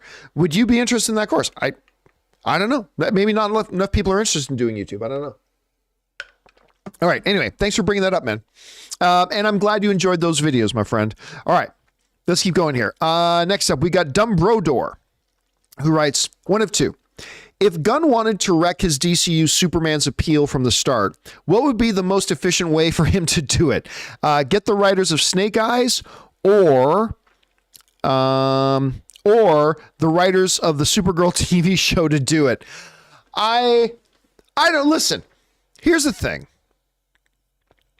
Just because you write something bad does not necessarily mean you are a bad writer. Everybody has bad days at the office. Snake Eyes sucked. It was awful. I was so excited for that movie, and it was terrible. But just because somebody, you know, made one bad movie, that doesn't mean I'm forever going, anything that those guys write again, I'm never going to watch. No. Everybody has a bad day at the office. Listen, if the first Steven Spielberg movie I ever watched was The Terminal, I would never want to watch another Steven Spielberg movie again. But he's the greatest storyteller of all time. So I would not hold that against him. If James Gunn wanted to wreck Superman right out of the gate, It's not about what writers they get. I think it would have to be something along the lines of like doing what they did with Catwoman, with Halle Berry's Catwoman, right? Where like nothing about Catwoman in that movie was anything to do about Catwoman in the comics. Like Catwoman in the comics did not get superpowers from an ancient Egyptian cat god. What are we talking about? Like, I think if James Gunn wanted to totally wreck Superman, then you totally break book with the core essential elements of what Superman is. The color of Superman's skin is not a core essential element to what Superman is. So I don't care. You can make him white, black, Asian, Native American, doesn't matter. You can make him whatever, because the color of Superman's skin is not important to the character at all. But there are things that are important to the character. And if suddenly you said, well, Superman, the new Superman isn't from Krypton, he's from Pittsburgh. Now we're starting to get into this steel, right? I don't know. Messing with the core essential elements of who and what Superman is. That is the best way for them to screw him up right away. So I don't think it has anything to do about the writers of them. All right. Let's see here. Next up, we got Kevin Bloom writes, Guardians of the Galaxy 3 for me, tissues required. Yeah, I think there are going to be people dying in that, man. And I know Chris Carr is most afraid of it being Rocket, and it might end up being Rocket. I don't know. We'll see. All right. Seconds from Disaster writes, hey, John, hope you had a great Christmas weekend. I did have a great Christmas weekend. Thank you. How awesome is that 3D printed Tesla phone charging station? It felt like you might like that. Oh, you're the one who sent that. It's so, Seconds from Disaster sent in it. Ann and I have a couple of Teslas, and when we charge at home 99% of the time, but like when we drive to Vegas, like we're going to be doing this week, we stop at a Tesla charging station. And the Tesla charging stations, let me see if I can bring up a picture of one. Tesla charging stations. Let me see if I can bring up an image of one so you know what we're talking about here. But, when we're off running around, we have to stop at a Tesla charging station. Here's a picture of one. That's kind of what they look like, right?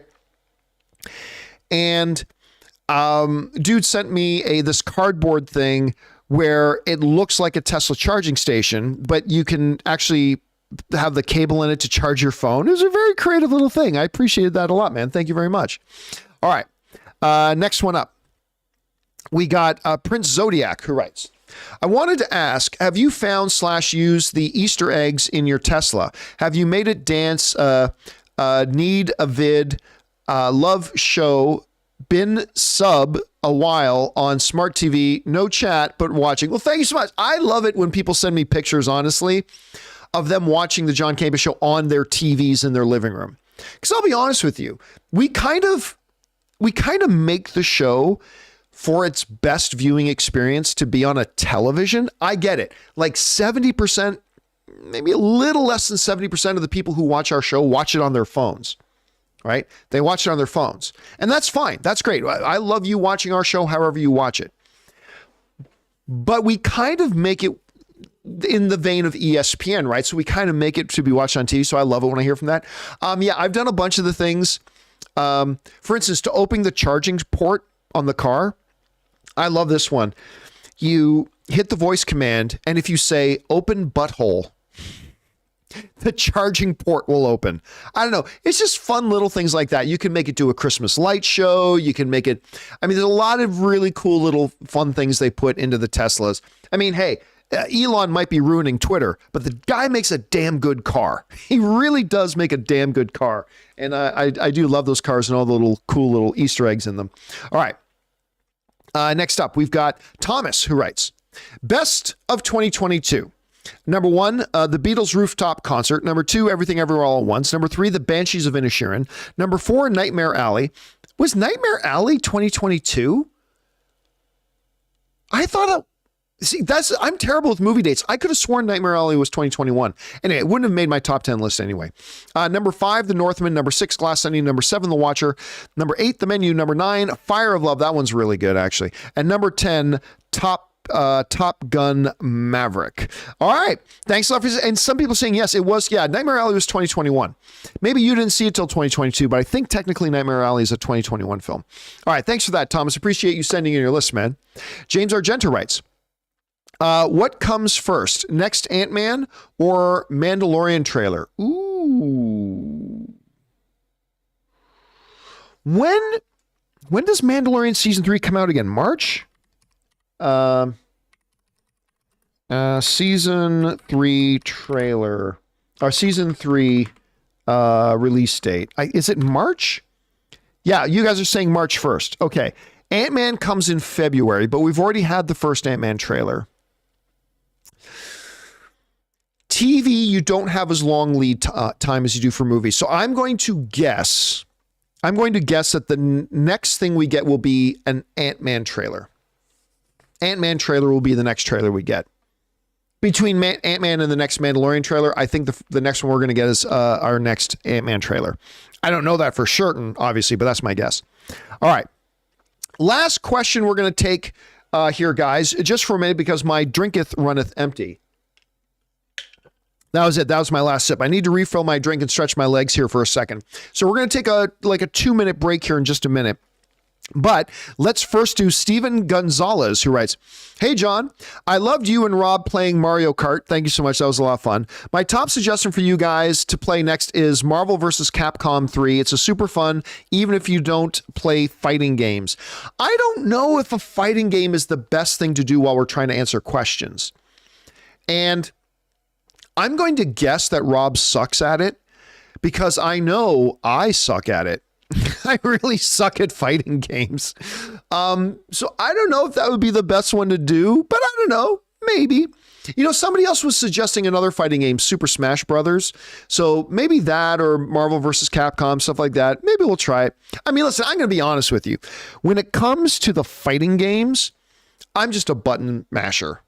Like totally. Like not so much in first person shooters, but in like combat games, whether it's like, you know, Mortal Kombat or Street Fighter or whatever. I am just a button masher. So maybe we can. I'll just be bashing the buttons. Well, what I think the next best movie coming from Steven Spielberg as I'm mashing the buttons, I don't know. Maybe we'll do that. All right.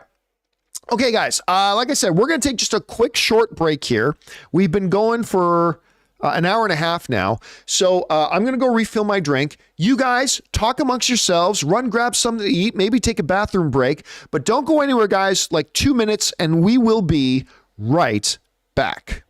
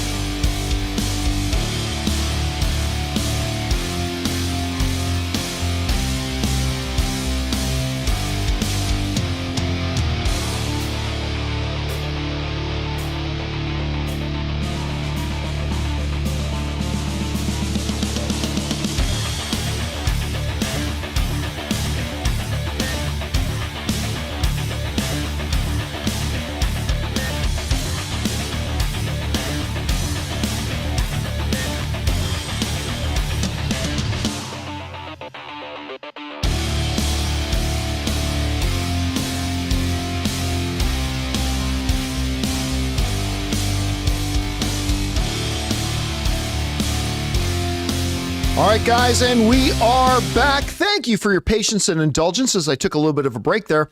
Let's head now into the home stretch and get to the rest of your questions that you guys sent in, shall we?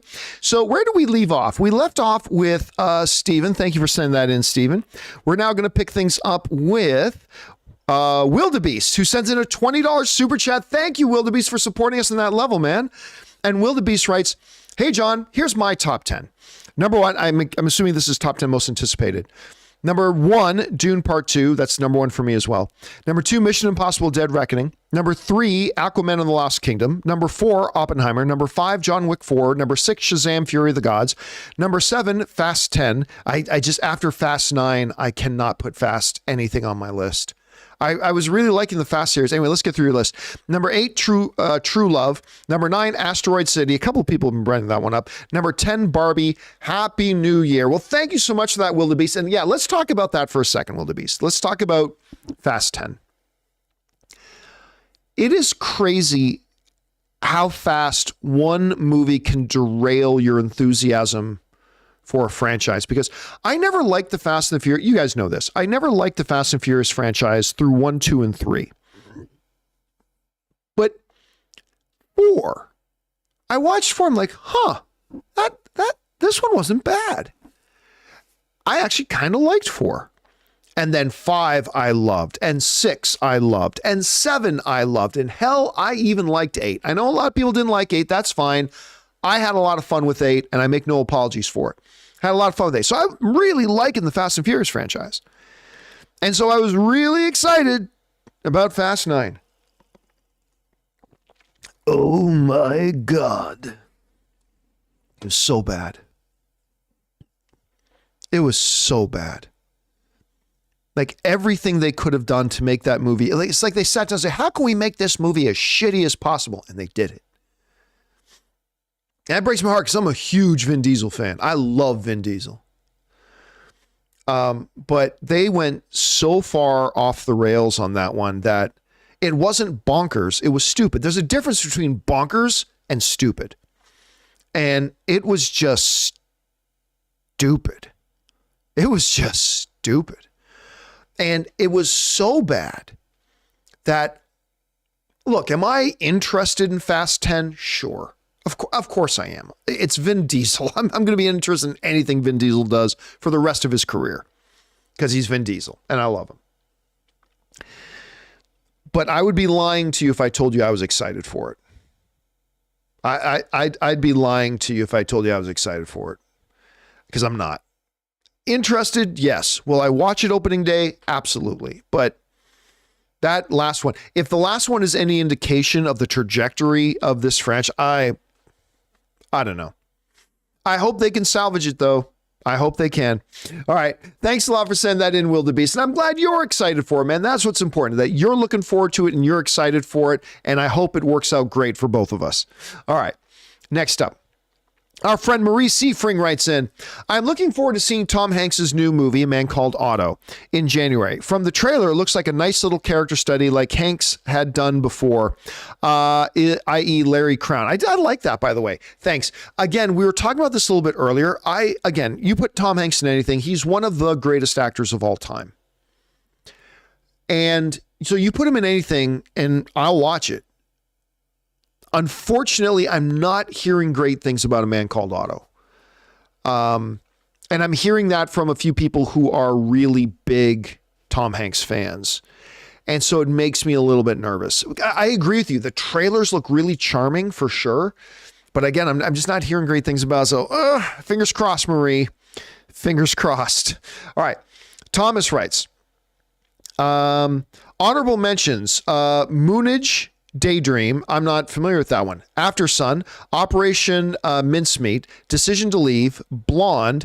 I know Blonde is either you love or hate it. I actually kind of like Blonde, but whatever. Fresh, You Won't Be Alone, Batman, Hatching, Mad God. Thank you for that list, Thomas. You put in some there that I think a lot of people have not seen. I am not familiar with Moonage Daydream. I'm not familiar with that one. I don't know if that was a foreign one or a streaming one, but I'm not familiar with that one. Thanks for putting it on my radar, Thomas. All right. Kurt writes, great job with editing the list this week, John. Thank you so much. I love the format. I got to ask, though, how often did you have to edit out Rob's Star Trek references when editing his lists? Have a happy new year. Yeah, so everybody, again, I gave everybody the week off. So I did all the editing myself, and it took a while. A little out of practice. I love editing. I really do, but a little out of practice with it. I did not have to edit out any Star Trek references from Rob. Here is the one thing I had to do, though, was I told Rob and Chris that each one should be under 10 minutes, right? And so, I sit down, and the first one I edited was mine. So I bring in my footage, and my footage was like 11 minutes long because with pauses in between. So I edited it down to under 10 minutes, right? Chris's was only like 7 minutes long, so I was able to edit that easy. And then I grabbed Rob's file. And like I know for the worst films list, I grabbed Rob's file for the worst films list, just as raw, unedited footage. And I brought it in, and it was 22 minutes long. It was 22 minutes long. And I'm like, all right. So that's where you have to get creative, right? So you go in and you edit it, and you try to make it look like I didn't edit it. So I had to edit that down to about 10 minutes and make it look like it wasn't edited. And that's a challenge, but I think I did a pretty good job. I think most of you probably watched that video and didn't know that it was edited. Like, other than that little flash transition as we went from, number 9, number 8, number 7. But during those talks, hopefully you didn't notice that they were edited down. So hopefully they came across smooth. At least I hope so. I hope so. All right. Thanks a lot for that, Kurt. I appreciate that, man. Next up, Jose Santiago writes, just because, Happy New Year. Oh, thank you so much, man. It's always cool when people just want to tip in and support us just because, like without anything, just to be supportive. So thank you so much for that, Jose, and Happy New Year to you guys. Remember, guys, I'll say this again at the end of the show. Please plan ahead. Please plan ahead. I know this is going to sound judgy. How do I put this mildly? If you drink and drive, you're a pathetic sack of shit. Have I said that clearly enough? There's no fucking excuse today. There's no excuse. You got Uber, you got Lyft, you got cabs, you got bus, you got friends, whatever. Have a DD, plan ahead, please. Go out, get smashed, have fun. Just please plan ahead, because if you drive while after drinking, you're a pathetic, useless sack of shit. And I don't care if you crash and hurt yourself. I'm worried about the people you're going to hit. So yeah, don't be a pathetic sack of shit. Please just plan ahead and have a good time. All right. So that's my PSA for today. Now you know, and knowing's half the battle. G.I. Joe. All right. Let's move. So thank you for that, Jose. Appreciate that, man. All right. Next up, that's why everybody loves going out with me on New Year's Eve, because I don't drink. So I'm always the designated driver every year. John will be the DD. Great. I think that's half the reason I get invited to half the parties I go to, is because just they know I'm the built-in DD. All right. The OK channel writes, what the other kids look like. Worse. Oh, wait.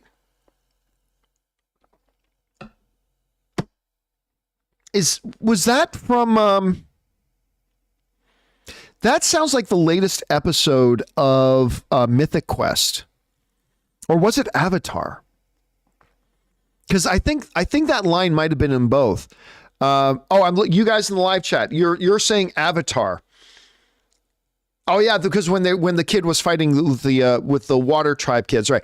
There was a similar line to that in one of the most recent. By the way, Mythic Quest is getting really good. I don't know how many of you guys watch Mythic Quest on Apple TV. It's Rob McElhenney's show. It's really good. I've liked it from season 1. It's really fun. I enjoy it a lot.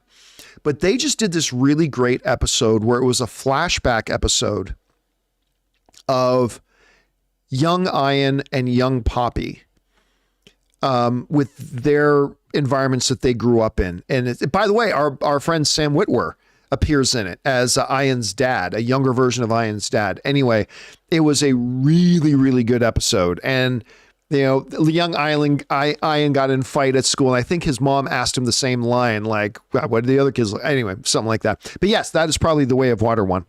All right. Thanks a lot for that, the OK.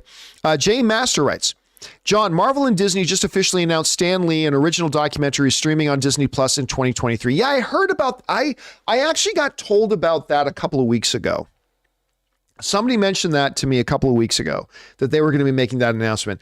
And, going to be really interested in it. I mean, after Stanley died, I read a lot of books on Stanley, so I'm not expecting any big surprises in the documentary, but still, I'm glad they're doing it, and I hope it turns out really well. All right, next up. Tina Fanatic, I like that, writes, "Hey John, my partner and I managed to get tickets to Anaheim this weekend last minute. Any recommendations on anywhere to go or things to do for New Year's? Thanks and bring on the filthy." Well, I don't spend a lot of time in Anaheim. I mean, obviously in Anaheim, you've got, Disneyland's in Anaheim. If you're the kind of person who goes to Disneyland, I am not. Go to Universal, much better. But obviously for a lot of people, try to go to Disneyland if you want to do that. There's a lot of great, there's the Block is a great place to go for shopping and eating, and a lot of great, that's the one thing about Anaheim. There's a lot of great places to eat in Anaheim. A lot of great places, a lot of great restaurants, a lot of great places just to hang out. But again, I'm not somebody who spends a lot of time in Anaheim, so I'm not really the right guy to ask. I mean, the nice thing about being in Anaheim is that you're like 45 minutes away from Hollywood, Burbank, LA, all that kind of stuff. So really being in Anaheim, the whole playbook is open to you for a lot of different fun things to do. So whatever you end up doing, I'm sure you're going to have a really good time. I like Anaheim a lot, actually. I just don't spend enough time there. Hope you guys have a great time though, Tina. All right, next up. Retribution Zero writes, "So if a movie goes from streaming to theaters, do the contracts need to be updated for the talent for pay, royalties, and residuals?" Probably, but here's the thing. I think the world of streaming has been around long enough now that I think all of that is probably already baked into a contract. You probably have contingents in the contracts now. So if you're making a movie for streaming, you probably have a contract, but then there's probably 4 or 5 different sections of the contract that will have, in the case of, right? So let's say I was writing up a contract for a band to come and play at an event I was having, right? What I might have in there is the main craft. Okay, you're going to do this. We're going to play at this park. You're going to play at this park on this date, outside show. We're going to have this, and this. It's all in the contract. Now, what I would probably have is a section attached to that contract, right? Where it would say, in the event of bad weather, if a week out we find out that the forecast is bad weather, we reserve the right to then move that concert into this indoor facility at this place at this time, requiring you to do this, and this, right? You would have those contingencies built into a contract. The world of streaming and stuff like that has been around long enough now that I think any agent worth their weight is going to make sure, and any studio is probably going to make sure, especially after the Scarlett Johansson situation, right? Especially after the Scarlett Johansson situation, where she had to sue Disney because the movie was supposed to go theatrical, but they put it streaming instead. I pretty much guarantee you now all these contracts have those contingencies built in. That, hey, we're making this movie for HBO. So you're going to be paid this.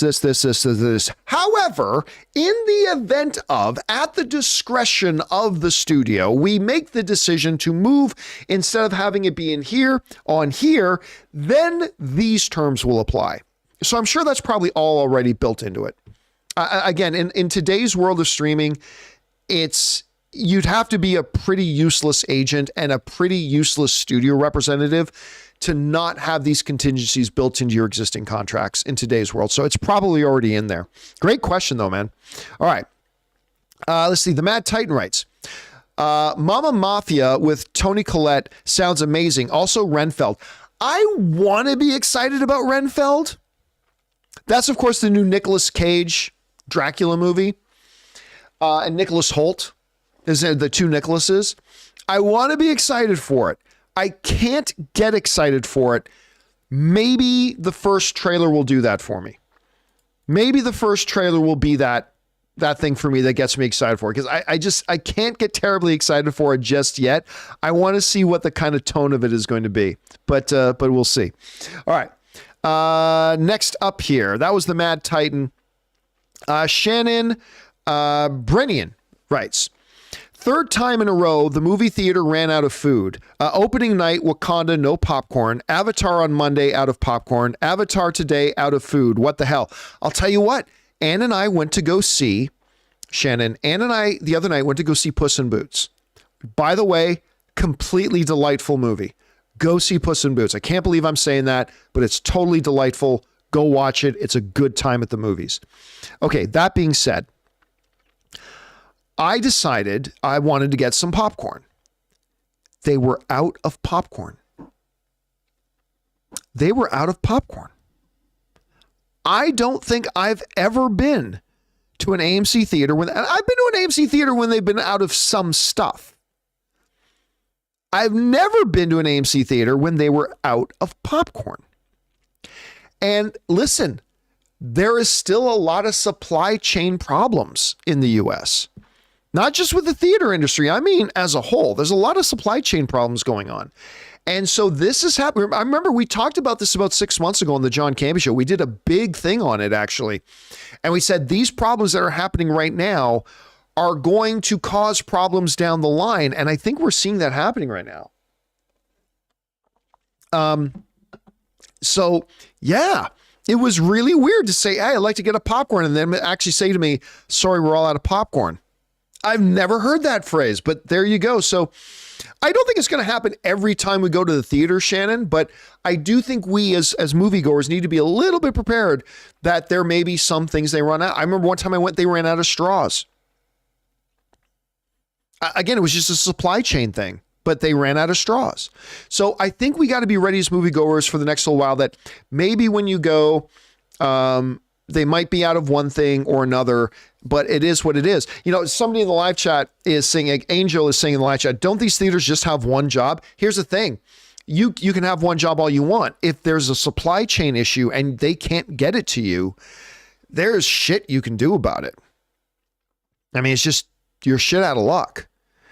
And so, again, it hasn't been normal. This is the first time I ever had it happen. I've had some other things run out, but just be prepared. And here's the thing, guys.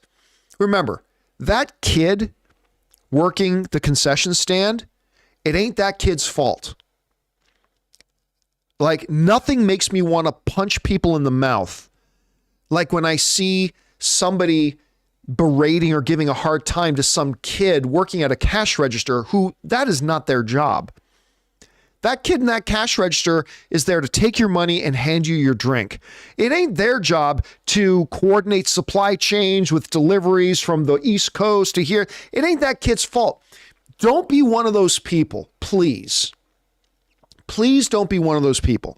Those kids at the concession lines and working, these kids are just there to try to give you a good time. They're just there trying to do their job and give you a good time. And if something goes wrong, it ain't their fault. So please guys, don't take it out on these kids and these people who work these jobs, who are just there trying to do their job and do it the best they can and trying to help you have a good time at the movies. Please don't take it out on them. Anyway, like nothing makes me want to bash somebody over the head more than that when I see that. Anyway, all right. Thanks for that, Shannon. And here's hopefully all these issues get cleared up soon. All right. Ghazi writes in, thank you, John, for making me watch Sons of Anarchy. Oh my God, it is so amazing. Now it is one of my top 5. My favorite character is Tig. Gotta love Tig, man. Who is your favorite? And just please talk about it. Yeah, Sons of Anarchy is in my top 3 favorite shows of all time. My absolute number 1 is Ronald D. Moore's Battlestar Galactica. That I think that is the best television show ever made. And my number 2 and 3 they go back and forth, but number 2 and 3 in no particular order are Sons of Anarchy and Spartacus, the Starz Network version of Spartacus. Sons of Anarchy is brilliant. I love Tig. My favorite character was Ope. Opie was my favorite character. I love all the characters, but Ope was my favorite. But Tig, man, Tiggy was great. One of my favorite lines in the entire show is when they're in Ireland And Jax is about to have sex with this girl in Ireland, not knowing that the girl was actually his sister. And when the people who knew that they were siblings realized what was happening, they're running around to try to find them to stop them from having sex. And like one of the best lines in the entire series was when Jack says, "Oh my God, I almost went full Tig." You have to know the show to get it. That was one of my favorite lines. I'm glad you started watching it. I'm glad you're enjoying it, man. All right. Next up, we've got Beruz, who writes, Avatar opened with 20th century, even though Disney now. Why not Star Wars? And by the way, saw it 3 times, 2 times in IMAX and 1 time in Dolby. IMAX is the obvious choice. Okay. Because, Beruz, 20th Century is the studio that made the new Avatar movie. 20th Century Studio is still a studio. Disney owns them, but 20th Century is still a studio that makes movies under the Disney banner, but 20th Century made the new Avatar. And therefore, when Avatar starts, you see the 20th Century logo. When Toy Story starts, Pixar, which is a studio under Disney, when a Toy Story movie starts, because Pixar made the movie, the Pixar titling comes up. 20th Century did not make the new Star Wars movies. Do you see the difference? Lucasfilm made the Star Wars movies. Under Disney. Lucasfilm is its own studio now under Disney. 20th Century had nothing to do with the new Star Wars movies. Nothing. Avatar is made by 20th Century. So when you put out an Avatar movie that 20th Century does, they put out the 20th Century logo. That's why when you watch Avatar, the 20th Century logo comes up, because 20th Century made it. And that's why when Star Wars movies comes out, the Lucasfilm logo comes up, because Lucasfilm made it. 20th Century had nothing to do with the make. It would be like putting the 20th Century logo up over, I don't know, the next Toy Story movie. But you go, well, 20th Century had nothing to do with it. Yeah, you see what I mean? It's a totally different thing. 20th Century made Avatar, so 20th Century gets the logo up. 20th Century did not make the new Star Wars movies, so their logo does not go up. That's why. Anyway, hope I cleared that up for you, my friend. All right, next up. Mike Joyce writes, where do we go? There he is. Mike Joyce writes, thanks for a great year, John. Thank you so much, Mike. You guys have been a highlight of my day this year. I hope 2023 is even better year for you than 2022 was. Well, thank you so much, man. I appreciate that very much. Yeah, I'm looking forward to 2023. We got a few interesting things planned, particularly towards the end of the year. I'm really excited about our CinemaCon coverage again this year. Going to CinemaCon, that was a big highlight for me in 2022 when we took the whole crew down to CinemaCon and we got to do our videos from down there. Those were like the biggest, most viewed videos we did all year, was our videos from CinemaCon. So I'm looking forward to do it again. I'm really excited about it. So thank you for that, man. All right. Next up, we've got Remmer Bulldog, who writes, my top 5 most anticipated are number 1, Ant-Man 3, number 2, Guardians of the Galaxy 3, number 3, John Wick 4, number 4, Mission Impossible, and number 5, Rise of the Beast. You notice that all these films are franchise films? Almost all the films in all these top 10 lists that we made and that you guys made, other than like movies like Killers of the Flower Moon or things like that, they're all sequels or franchises. That's because those are we know these ones, right?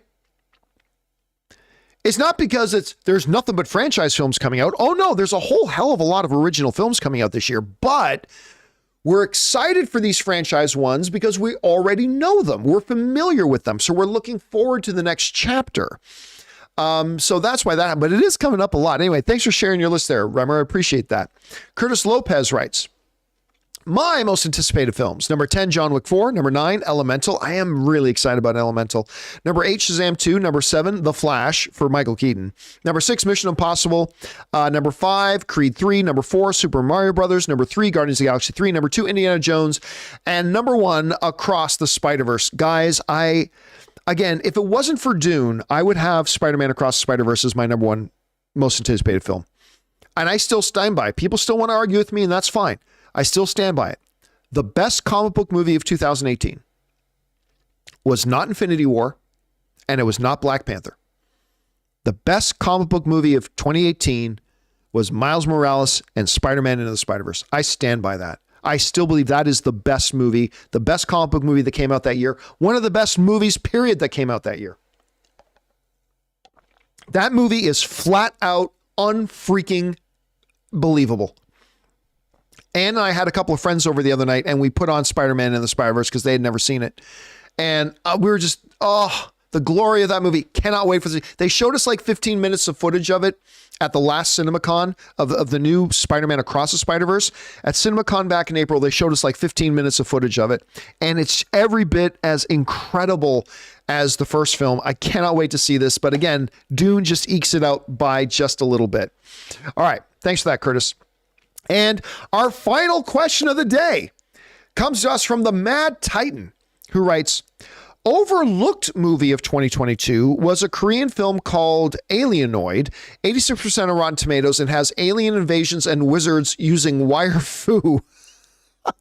I am curious if you're still here in the live chat, Mad Titan. Throw in in the live chat there where one can partake of this movie.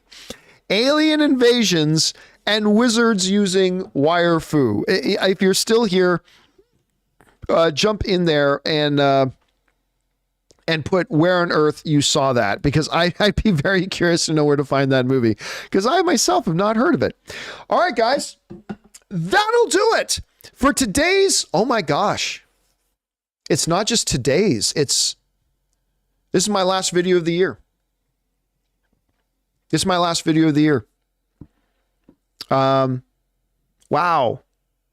Last video of the year. I mean, I might do a lot. No, the big January 1st. Yeah, this is my last video of the year. You know, it's funny, guys. When this year started, we were still doing shows from my garage. We were still doing shows from our garage. We were just getting started and getting some sponsors signed up for the show. I don't think Rob was working with us at the beginning of the year. I think Rob started working with us again shortly into the new year, but yeah, when we started doing shows in person again, it was a really, really long drive for Rob. So Rob had to bow out of being on the John. Do you guys remember that? He wasn't on the show for like 4 or 5 months. And so things have changed in 1 year. Now Rob's in here full time. We've got the new studio space. We've got all these sponsors on board now. It's just been an incredible year. We've had some challenges. We had, some ups and downs for sure, but man, it has been an incredible year. And guys, thank you so much. For those of you who are here right now, watching this, thank you so much for being with us through this year. Going into the new year, so excited about it. It's going to be an amazing year for movies. I cannot wait. And TV, we got Last of Us starting up here in just a couple of weeks. Unbelievable. So, guys, from the deepest part of my heart, thank you so much for being a part of our community, for supporting our show, for being evangelists for our show, spreading our videos around and doing all the things that you guys do, liking and subscribing and commenting and all that kind of stuff. It means a lot to us here. And may you guys have a wonderful week rest ahead. The rest of 2022, make it count. Guys, have a safe but extremely fun holiday. By the way, Johnny Vu just sent in a super chat badge just to be supportive. Thank you, Johnny Vu. Appreciate that, man. And again, for those of you who are channel members, don't forget at 2 p.m., so that's in about an hour and a half from now, at 2 p.m. Los Angeles time today, we are going to be having a town hall meeting with all the channel members. So if you guys are free and you're a channel member, make sure you come by and join us for that. All right, guys, that'll do it for now. Thanks a lot for being here, my friends. My name's John Campea, and until next time, everybody, Happy New Year.